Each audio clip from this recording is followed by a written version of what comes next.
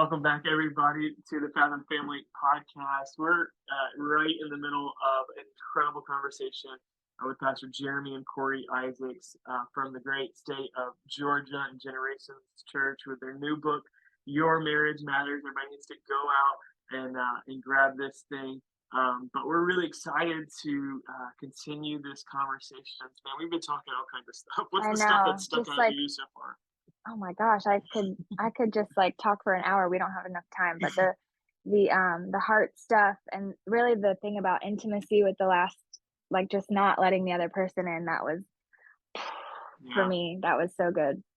Yeah. So we're gonna actually bring it up into the fun level. Fun is such important. A big part of marriage and just enjoying one another. And once you start having kids, right, that can kind of become back burner.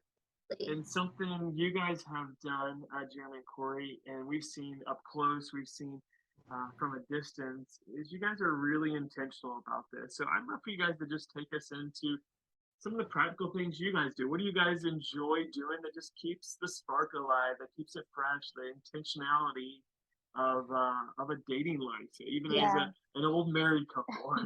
Well, I think I should start out to say that Jeremy and I really we're best friends. We love to have fun. Recently, we were doing some research on the book. And so I'd gone down to the basement, I dug through some things, and I found a book that Jeremy's mom had put together from our wedding. And she had everybody kind of write a letter to us. There were either bridesmaids or groomsmen and parents and all kinds of things. So Jeremy's dad had written a beautiful letter. And at the end of the letter, he said, the world will tell you to work at your marriage. And although there are definitely things you've got to work on, I would tell you to play at your marriage. Work at your job, work at your career, work at your family, play at your marriage. And it was so profound to me because I thought, oh my goodness, the greatest gift God could give us. We're allowed to have fun and play together in marriage. We're allowed to enjoy each other's company. And so, yes, there are definitely things there are to work on, but I don't think we should work at our marriage, exactly what we said, work at your job, work hard at it, play at your marriage, have fun with it. And that was so profound. So me and Jeremy really do try to the best of our ability, play at our marriage. And it's definitely been seasonal. When the kids were much younger, there wasn't a lot of money to do a lot of play dates, you just had to get creative. So it was a lot of putting the kids to bed and watching a movie on the couch. It was, popping popcorn, whatever it was. And I also think it's just the everyday moments in life of, that you can have fun with, that don't have to be these big dates. But as the kids got older, all the kids were in school. One of the things that me and Jeremy have been very intentional with are something we call Fridays. Jeremy has Fridays off and the kids are in school. And so it's the perfect time to try to date. So Jeremy actually coined the phrase Fridays several years ago. And those look like a lot of things. Yeah. Jeremy's better at planning dates than I am, but I think for us, if I use it, I have to send you royalties. You do. You have to send me royalties. You do. 100. I don't know if you actually have to, but yes, you have to. That's definitely it'll help fund our Fridays. I think what we realized early on, and I'll talk specifically about Fridays in a second. What we realized early on is that I am a quality time person. If we're going to be together, I want it to be focused time. I want you looking at me. I want to look at you. It's quality time. It feels intentional. We've created a plan or we're spending money on it or whatever. Corey's just a quantity time person. It's if we're in the same vicinity, it doesn't matter if the kids are screaming and I'm helping with homework and she's making dinner and Alexa's yelling that the timer's going off and the dryer's buzzing and all the, we're together. So that checks the box for her in so many different ways because it's just quantity time. We're just in the vicinity of one another. But that doesn't feel like anything necessarily fulfilling to that need in my life. So what we realize, it's not either or, it's both and. We just need to be together as much as we can, shared experiences, shared responsibilities, and that's a part of it. But we also need to pull back. And so that could be, being intentional about getting the kids to bed early. We were never the scheduled people, the kids will always go to bed at 7. We just had more of a rhythm to our evening. So it was they always did the same things in the same order, even if tonight it was at 7, but tomorrow night we had church. So they didn't start that till 9. That was okay in our house, but it was the same rhythm. It was with bath, it was, food and then bath and then bed and whatever. And so we Make were sure just our trying. kids don't hear this. I gotta make sure my kids don't hear Yeah. this. No. I'm not Don't saying let there's it get either right or wrong. 7:30. My kid gets called 7:30 bedtime I at love church. Listen, At school. There's nothing wrong with that at all. You got to find the rhythm that works for you. But what we said, Corey's a night owl. It was fine for the kids to go to bed at 9 or 10 because she was going to be up till 1 or 2 anyway. Some nights I'd join her and other nights no. But like there was this sense that for us, like we needed both. We needed quality and quantity. So we had to be intentional about that. So again, early it was those things. Now there's a lot more flexibility because of the ages of our kids. So last night, Sunday felt like going to the grocery store, but it was together and we were laughing. But Fridays for us, sometimes it's like a Topgolf and Target day, but other times it's not nearly that expensive. It's going and just driving up towards the mountains and seeing beautiful homes that we love, or watching the scenery, or sometimes it's going shopping or antiquing, but we don't buy a lot, or we buy one thing, or it's just really trying to be intentional together. There are other days we never leave the house, but it is specifically for us. We're hanging out, or we're doing a project, or we're watching a movie, or we order lunch in from Grubhub or whoever, because it's just that time together. And we really try to honor that. I mean, again, there's no perfect system. Sometimes I've got to be gone on a Friday, or we have to do something that's church related or school related, or somebody forgot their lunchbox, so it interrupts our plans. But we really try to be super intentional, which I think is for us the most important part of it. It's me saying to Corrie and Corrie saying to me, there's a million other things we could be doing. But when we were dating, we would drive through the night to spend 30 minutes together. Like I have that same sense of intentionality that like I want to be with you as much as I can. I want to be with you whenever I can, because I love spending time with you, and I want to show you that and model that for you. That's so good. Absolutely. And I love how you kind of broke it down where it's not like, oh, only if you have this budget can you do this thing. Like it doesn't have to be anything fancy or elaborate, but it's just the being together part. I love that. Absolutely. Is there anything else that you're super, super intentional about? Yeah. So again, I think everything's kind of like seasonal and stage of life. And I think for us, like there were times that even when we couldn't like afford just the two of us vacation, like if we knew I was taking a trip or we were taking a trip, like we would just kind of add like a half a day. We'd fly in a few hours early, to do that together, or we drive a little, stay an extra day, or we rent a car instead of flying, or like just trying to find any way to build a few minutes in together.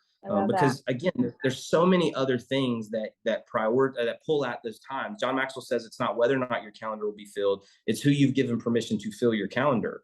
Well, if we don't stay in charge of filling our calendar and pulling at that time, so in our calendar, like there are specific blocks of time that we pull just for the two of us, and nobody gets access to that unless they're bleeding or dying, or like nobody gets access to that spot because it's us and we're prioritizing that stuff. So we try to prioritize like some family time or family vacation, even if it's a staycation. And then we haven't nailed it every year, but over the last few years, we've really tried to prioritize just the two of us type of trip. It can be overnight, it could be local, it could be, cashing in Sky Miles or credit card points or whatever, just to get away for a weekend or a few days at a resort or a retreat or a hotel or something. Because when you're dating, so much is about the future. It's about dreaming dreams about what will be in 5 years or 10 years or 20 years, or when we're going to have kids, what will we do when we grow old? And then when you get married and life starts coming at you and you're working jobs and juggling kids, you stop dreaming. You stop looking to the future and you start reacting to everything that's right in front of you. And so many marriages fall apart because they stop looking ahead. They stop dreaming. They stop wanting to partner together towards like this preferred future. And the 3 leading years of divorce are year 1. It's like, what did I do? I shouldn't have married you. Year 7, this is not what I thought it would be, or we had kids and that didn't heal what was already broken. And year 26, the kids grew up, they moved out, and we don't know each other. And we want to try to ensure that our marriage is healthier in year 30 and 40 and 50 and 70 than it was in year 1 or 2, because we've created so many memories that we can look back and laugh about, but we're also dreaming about the next year or the next trip, or those kinds of things. That's a big priority for us. I think too, the other thing we're very intentional about, take out dates and money and all the things. It really is just talking. Yeah. And that's different than communication. Yeah. We really are. Jeremy's favorite show, one of his favorite shows is The West Wing. He's a big, he loves The West Wing. as they're like wrapping up the show, there's a character on the show who can't decide, like she's worried about her next step in her career and what she will do. And so she starts pulling away from this one kind of like safe relationship. And so he's kind of chasing her down and saying like, what are you afraid of? And she was like, I think you're asking more of me than I want to give. And he was like, I just want to talk. Like, just let me into the pieces of your life. Just talk, because I love the sound of your voice. So poetic. It's an incredible line. But I mean, I think that we're just very intentional to talk. I think it's really easy after a long, stressful day to come in and use your home as like an escape, like a zone out time. Like I had to give so much of who I was out there. Don't ask anything of me when I come in here, you know? So I'm going to sit and play a video game, or I'm going to be distracted by the TV. And if you interrupt me, I'm going to be really angry about it, like, or irritated with my response, or, you know, and Jeremy's never done that. And I hope, I mean, we all have frustrating days. Don't get me wrong. We all have moments, and we have to give each other grace there. But I do think that there's something intentional about, like, you know, getting home from work and coming and just telling me about your day, or me telling you about my day, or me telling you about the kid, and just talking about really nothing. None of it's really that important, as much as it is just debriefs and talking, staying caught up on each other's day and life, which then creates so much more intimacy and fun and knowledge of each other. And like, I just want to hear you talk because I like the sound of your voice kind of deal, you know, and just talking, I think, creates such a healthy marriage that actually when you get to those points where you really need to communicate something, it's easier to do that because you've been talking the whole time. Yeah, that's good. That's good. Absolutely. Yeah, absolutely. Because a lot of times you see, you know, everybody's probably been at that date night where it's like, what are we going to talk about? What do we talk about? And it's because communication has been stopped up for a while. Right. Yeah. And it really takes, you got to use that plunger. Like, that's right. Communication is stocked up. And in my joke all the time, and this stuff talking about communication, is that communication is the plumbing running through the house. Once it backs up, everything starts to stink. You know? That's it. Yep. And that's right. So you got to do that work. And I love that. I mean, we've got to title this episode like "Play at Your Marriage," right? Yeah. Love it. And that's so good. Dropped a bomb there. That's a good one. So good. Yeah. So that so was my good. father-in-law. Well, and I think because if you don't, like, that's that one, you know, gravity is what pushes us down, but you need some levity. You need something that lifts you up. You need something that kind of gets you unstuck and gets you out of the, you know, the weeds or the mess or the stress or what. You need that stuff that kind of lifts you. And if you're not sharing experiences and you're living your life and they're living their life, you have to include them by telling them about those experiences. Like, I went on a work trip, or I took the kids to this. If she doesn't tell me those things, then she has these experiences over here that I have no part in, or I don't even know about. And back here, that's okay. But the farther and the wider those things diverge, now there's this gap that I don't even know how to span, because we've allowed so much time and so much space and so many things to keep us moving down different paths. So it's like, you can have your own life and do so many of your own things depending on the relationship that you desire in your marriage. But I've got to either share those experiences with you or include you in them conversationally, so that I'm not running down a path that you have no part in. I want to bring you a part of that, so we just kind of stay in sync and stay together in those regards. It's basic. Like when you were dating, that was natural, right? Yeah. It was easy. It was like, no, you hang up. No, you hang up. And it'd be 3 o'clock. It'd be like, somebody Tell hang me up the more. phone, right? That's right. You know? And you weren't talking about anything. Yeah. Like I can't remember one conversation I had on the phone with Jeremy, other than the fact I didn't want the conversation to end. Yeah. So we were talking about nothing, so we could just keep talking. Yeah. And I think the same is true for marriage. You just keep talking so that you always have something to talk about, even if it's not of absolute importance. It's just to talk. I'll say one other thing, and then I'll pitch it back to you for wherever you want to go. But like, I just think it's important for somebody that's listening, and we try to always give this disclaimer, because like we talked about Friday.